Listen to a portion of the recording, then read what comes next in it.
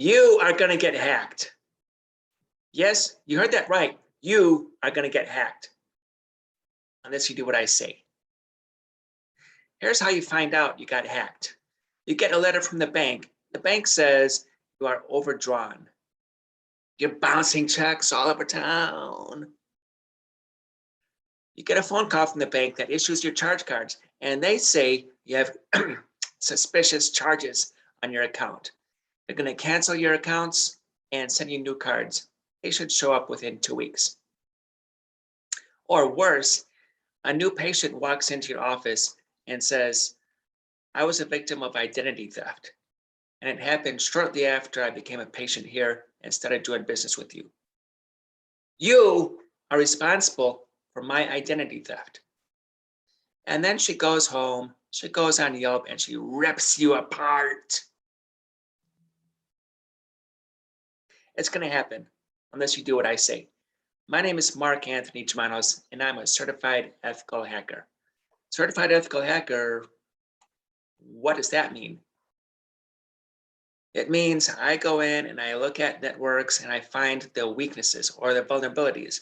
And then I work with the decision makers to help fix those. The end result is that your security becomes much, much stronger.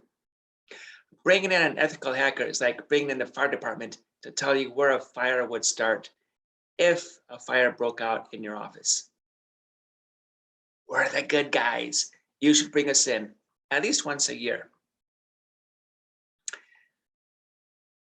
I have professional certifications from Microsoft, CompTIA, and EC Council, and many more. I've been at this since 1992. Today's presentation is sponsored by my fourth book, How Hacks Happen. And there are two personas in How Hacks Happen. The first is me. I protect you. The second is Brad Cracker, who wants to do the opposite. He wants to rip you off. He wants to install keystroke loggers on your computers so he can record your passwords when you type them in at different websites. He wants to install ransomware and then encrypt all your files, then charge you a ransom when you decide you need them back. And of course, the longer you wait, the more expensive the ransom. But we can stop Brad the Cracker and the other hackers. And you do that by bringing in an ethical hacker before the bad guys find you. Now let's start the slideshow.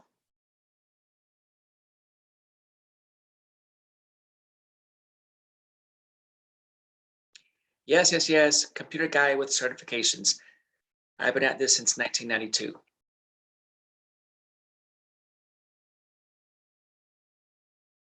Here are today's objectives. Number one, I will cover the hardware and the software that hackers use to hack into networks. And today we're focusing on wireless networks. Number two, I will show you how to go to prison, because hacking is a federal crime in our country, not in others, but it is in ours. So I will show you how to go to prison. Number three, we will learn how hackers reveal the hidden Wi-Fi. And here's a spoiler alert. You have your wireless access point, and this is creating your wireless network. I'm calling this one East Conference Room. A lot of people out there think they can hide the wireless access, hide the Wi-Fi name here and increase their security. But that doesn't happen because people come in with their phones, their tablets, and their notebooks, and they send out a beacon. You're hiding the name here, but these are sending out a beacon. All we have to do is watch network traffic when one of these comes on site. Next, I'll show you how to capture the handshake. And when I talk about the handshake, I mean that devices that join the network create a handshake. Your wireless access point, your phone, your notebook, your tablet, they create a handshake and they start talking. We will record the handshake and save the captured file. And last, we will reveal the wireless key, and we'll do that with a password cracker called Aircrack. When a hacker comes on site, he brings a phone or a tablet and he walks around like this, la la la la la la la la. And we see people walking around like this a lot. We think they're not paying attention, or they're texting, or they're watching videos of cats playing tennis, whatever. But if somebody's walking around your office like this, he's probably not watching videos of cats playing tennis. Instead, he's looking to see which wireless networks he can find, where the signals are the strongest, and of course, which ones he will attack first. He can take screen captures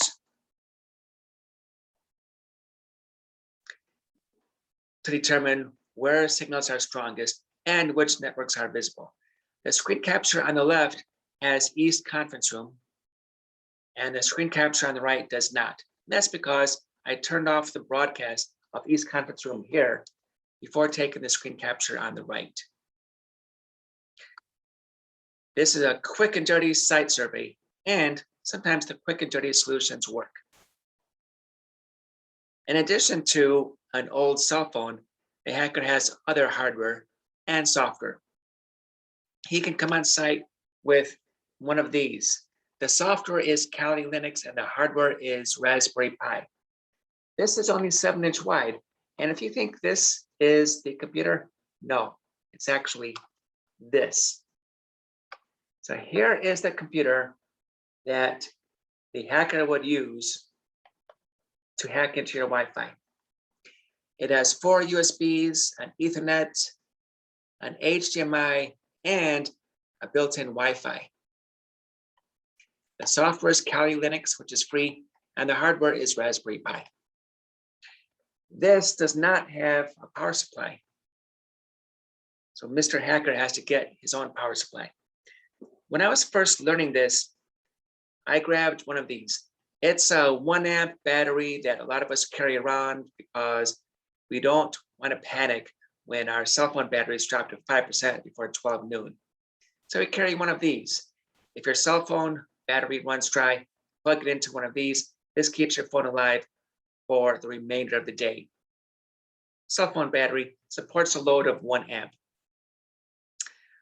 Unfortunately, it did not keep this alive because this has a draw that is greater than 1 amp. Therefore, I went to Amazon and I bought this. It's an external battery, but this is much more powerful. This will support a load up to 3 amps. So we have 1 amp, 3 amps, and then my hacking machine somewhere in the middle. The 3 amp, rather the battery that could support a load of 3 amps was able to keep my hacking computer alive. Next up, we have the wireless card. I went out of my way to buy this. And that's because this supports monitor mode, which I'll talk about in a few minutes. But finding this one was much easier said than done. I had to order it from a vendor in New York City and then get it shipped to Sacramento. Last year, this accumulated more frequent flyer miles than I did.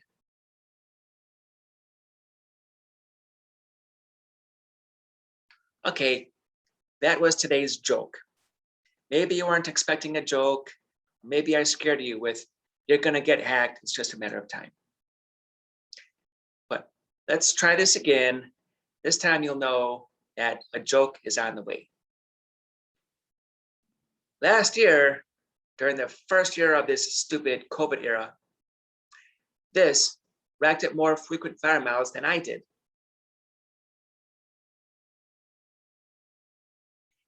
My wife said, yeah, that's nice, dear, but remember, tomorrow is garbage day.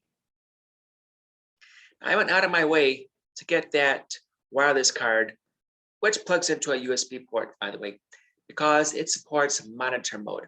Let's talk about managed versus monitor. Most devices out there, be it your phone, your notebook, or your tablet, have wireless cards built in and they go into managed mode automatically. Managed mode means that it responds to traffic destined only for that device. It's kind of like walking down the hall here at the Montana Healthcare Conference. There are 100 people talking at once, but one person way down the hall is calling out your name. You pay attention to that person and not anybody else. That's how managed mode works. The opposite would be monitor mode. And that's why I bought this and had it shipped from New York. With monitor mode, the device will capture traffic from every device on the network. Going back to the example here at Montana Healthcare Conference, you're in the crowded hallway, you're listening to every single conversation. Doesn't matter if they're talking to you or not, but you're listening to all. And that comes in handy when you're trying to sniff traffic, because we will eventually get to a point where we kick an item off the network and it'll join back up. And of course, we will record all the traffic when that happens. But for now, just remember, managed mode is when the computer responds to traffic destined just for the computer, and monitor mode means it records all the traffic it sees on the network. Is everybody clear so far? Next up, we talk about going to prison, because the hacking that we're talking about today is not legal in this country. You can go to federal prison and you can face civil and criminal penalties. Let's go back to the example of a new patient coming into your office. She says she was a victim of identity theft, and it's your fault.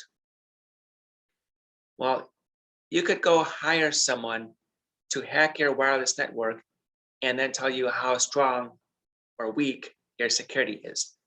If this person found out, if the victim found out, then she could call the police and say, you and the hacker that you hired broke a federal law. You both could face criminal charges and prison. And if that's not bad enough, you could also face civil charges. Bad, bad, bad. Now, the way you avoid that is you enter an agreement, a pen test authorization or penetration test authorization. With this, you have a contract that you and whomever you hire sign, saying that that person has authorization to test your security. I have one on my website. It's a 2-page Microsoft Word document. I cannot claim author status because I copied verbiage from different places. I put it all together into this 2-page document. No charge, and I won't send you spam. But you do need this document in place before you and a hacker start testing your security. I also have a line on here to determine emergency contact. Let's talk about that. You need to know, and you need somebody high up in your organization to know that there is an official hack happening in case something bad happens. And here's an example. Let's suppose you hire a hacker and he starts hacking on a Friday afternoon, the last business day of the quarter. People in your office are saying, hey man, the network's just not working well today. I don't know why. It's the last day of the quarter. I have to get things done. I have deadlines. Oh my God, what's going on?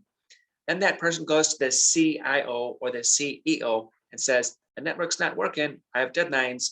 Gotta help me here. Well, the CIO or the CEO would already know in advance that you hired a hacker. And the CIO or the CEO could call the hacker and say, hey, I know you're under contract to hack our network, but are you doing that now? If so, stop. We're running a business here. We call that de-escalation. And it basically means that you are reducing the impact.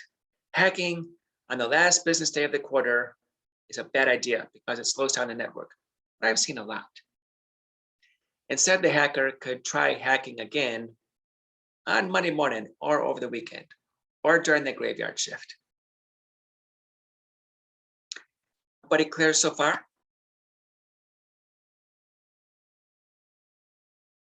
Okay, let's continue on and see how we reveal the hidden Wi-Fi. I'm getting kind of technical here, so I'm going to go a little bit slower.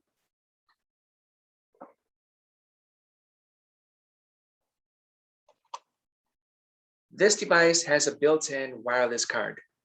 Most notebooks, tablets, and phones do. Computers start counting at 0.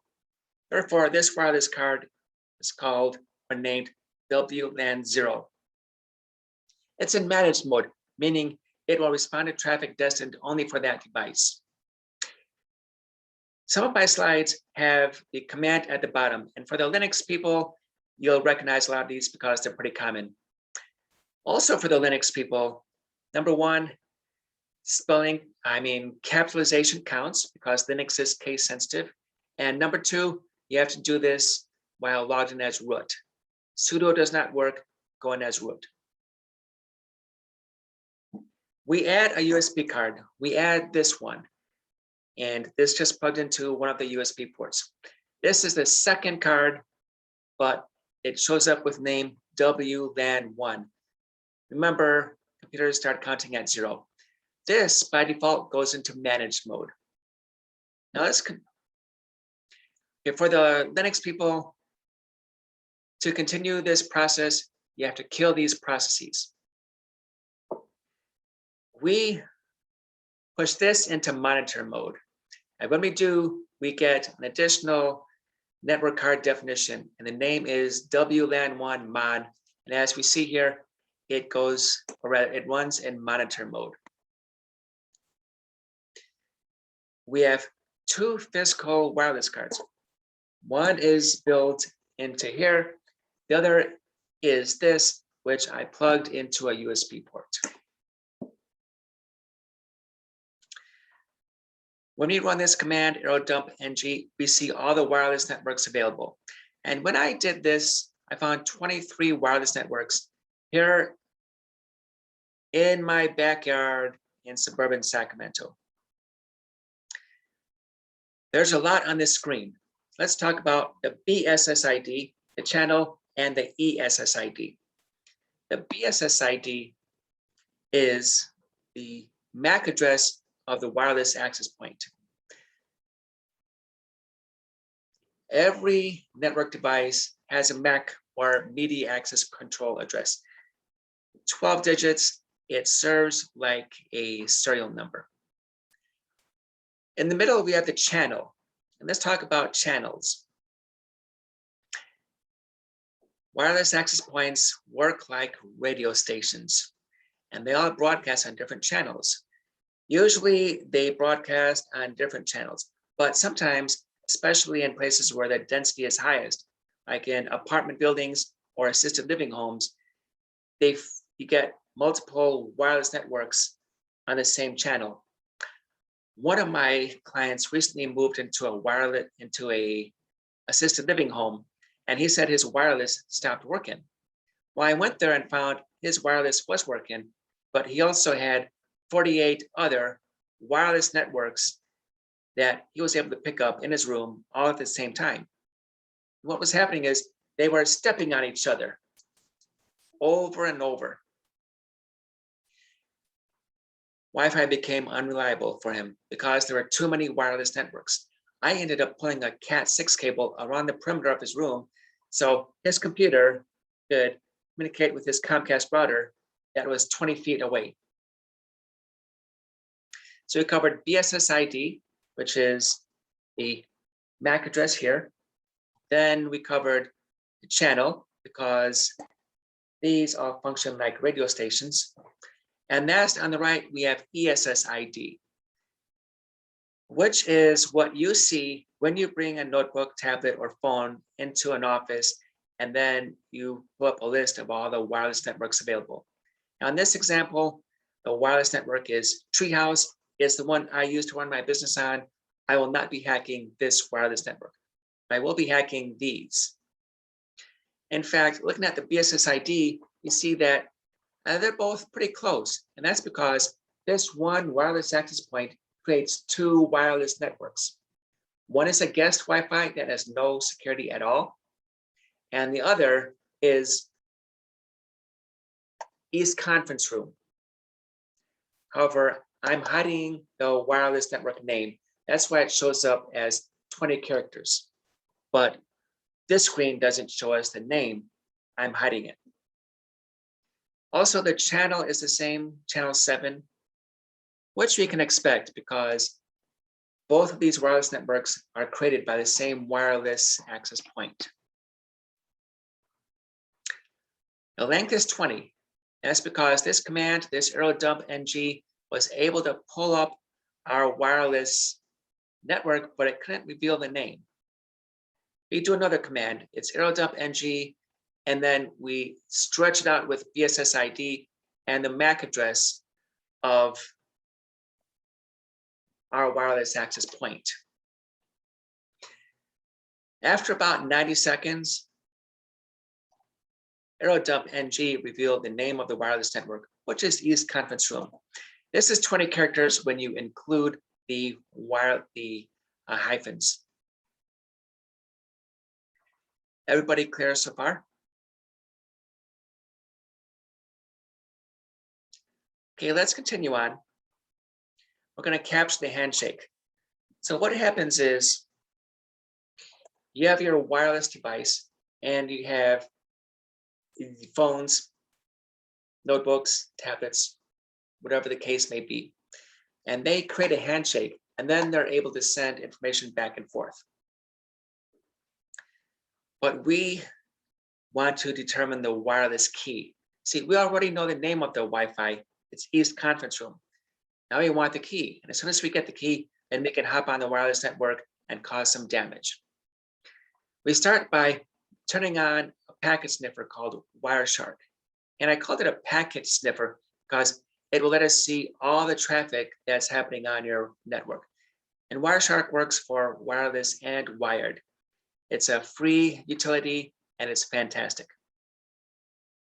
Then we kick a device off the wireless network and we watch it reconnect.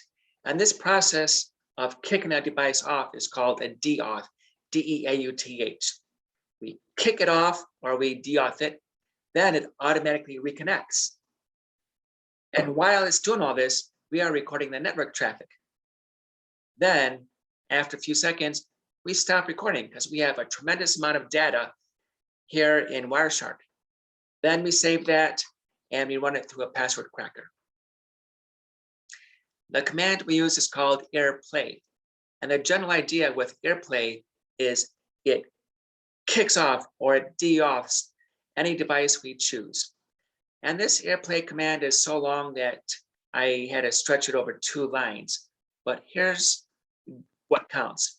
We have the wireless access point, BSSID, and that's the B475, it's this one. Then we have the client, 666A, it's this. And here's a little more info for you.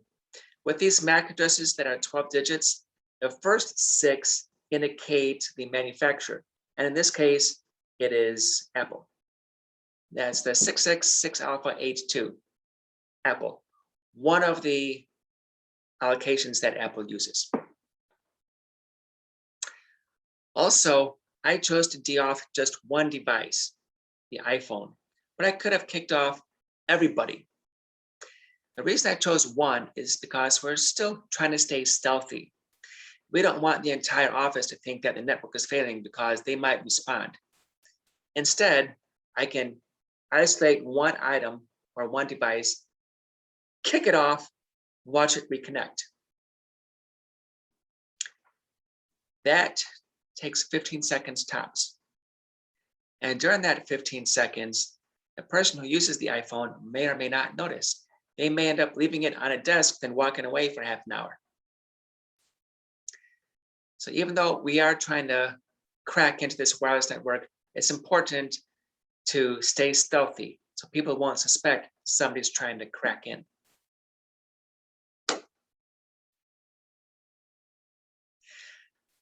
Now at this point, somebody usually says, Mark, why aren't you doing this here? And that's because I do not want to knock out any wireless networks under this roof.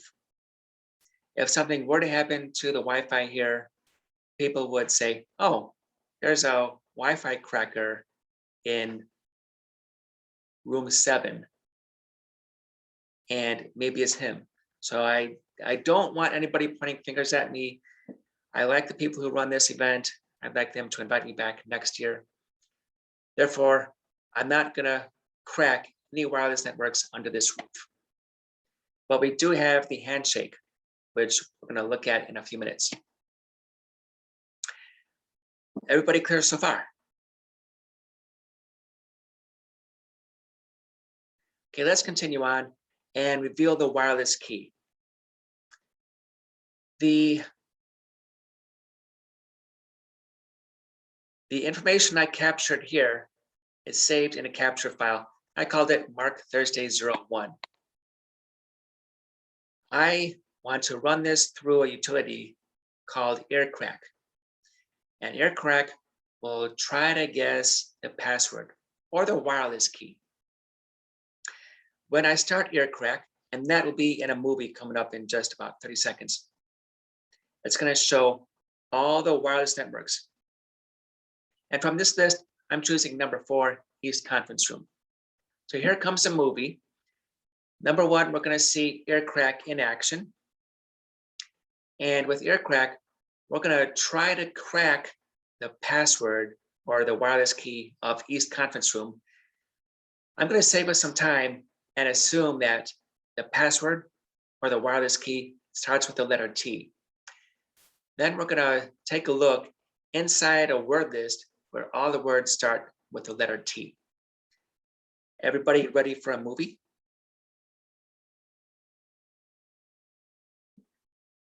Here's the Aircrack utility. And this was on Windows. Aircrack is a utility that works on Windows and in Linux. But for this show, I did this recording in Windows to make it nice and pretty. The file name I'm cracking is Mark Thursday 01, and the word list is the T word list from RockU, which is a big word list, and I'm sad to report it's available on the internet at no cost. I am going with all the potential passwords and wireless keys, starting with the letter T. I'm going to crack wireless network number 4, East Conference Room.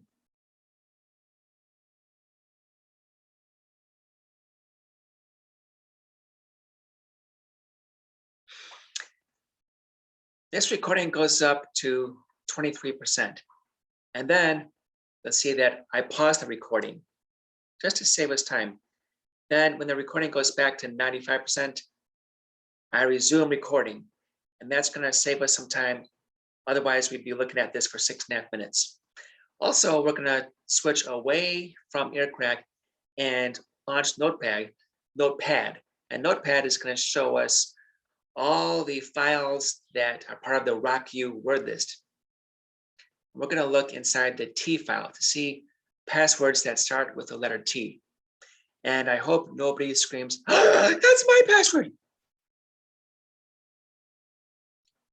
Here comes Notepad.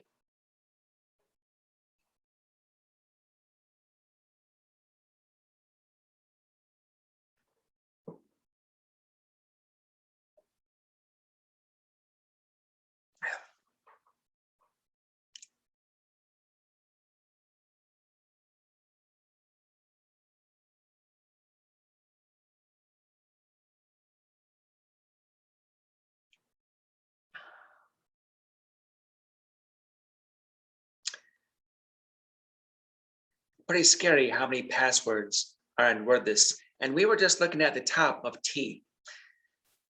We're about to jump here because we want to save some time. We went from 23% up to 95. We're almost done. And eventually Aircrack will stumble across the password or wireless key that was in our capture file.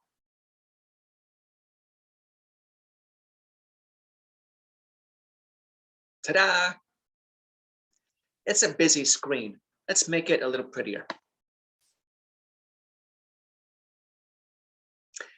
I was amazed when I saw Temples of Syrinx was in the word list, but I was also scared because it means a lot of guys who are Rush fans are using Temples of Syrinx in all lowercase as passwords. People. This was in a word list.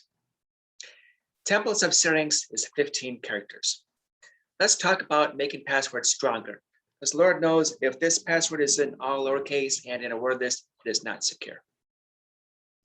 I'm going to show you how to gradually increase the strength of passwords. And I have this in first staircase coming up. We have the weak key templates of strings, 15 characters, all lowercase, and in a word list. Let's make it stronger by making it longer. I added Tom Sawyer. So now we have templates of strings at 15 characters, Tom Sawyer at 9. That gives us 24. 24 characters, longer than 15, that's for sure. But still, they're in all lowercase. Next step up, I converted some characters into uppercase. The S's and the T is now, the S's and T's are now uppercase. Next up, I'm converting some letters into numbers. The O's become zeros.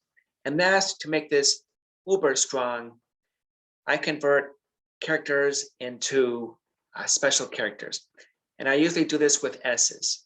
For all the passwords I set, S becomes a $sign. So now we're looking at 25 characters, lowercase letters, uppercase letters, numbers, and special characters. Now, when you're back at work and saying, man, oh man, my password is in that word list. I need to make stronger passwords and get people around here to buy into them. You'll approach a balancing act. That's because people prefer convenience, but network guys like me prefer security. If you go and set a 25 character password or a wireless key with lowercase letters, uppercase letters, numbers,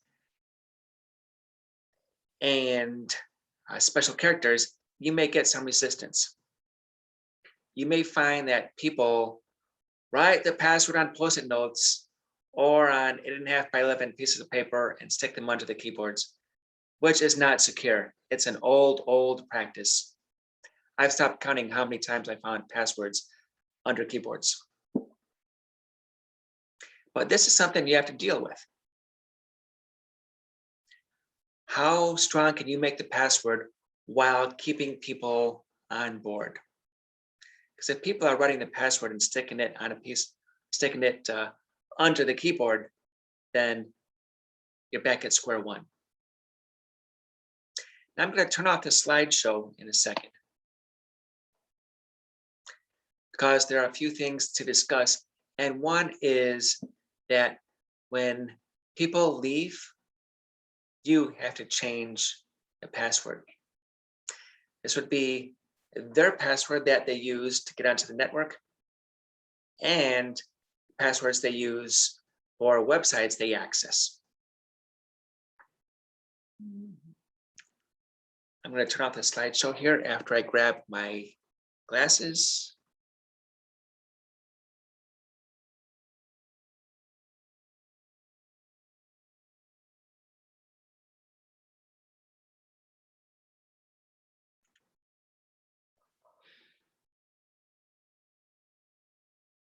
You know what? We're done. There are a lot of things happening here at Montana Healthcare Conference. I know your time is valuable. I know there are other places you could have been today, but you chose to be here. You chose to listen to me talk about your wireless security and how it's too weak. And for that, I thank you. Good day, everybody.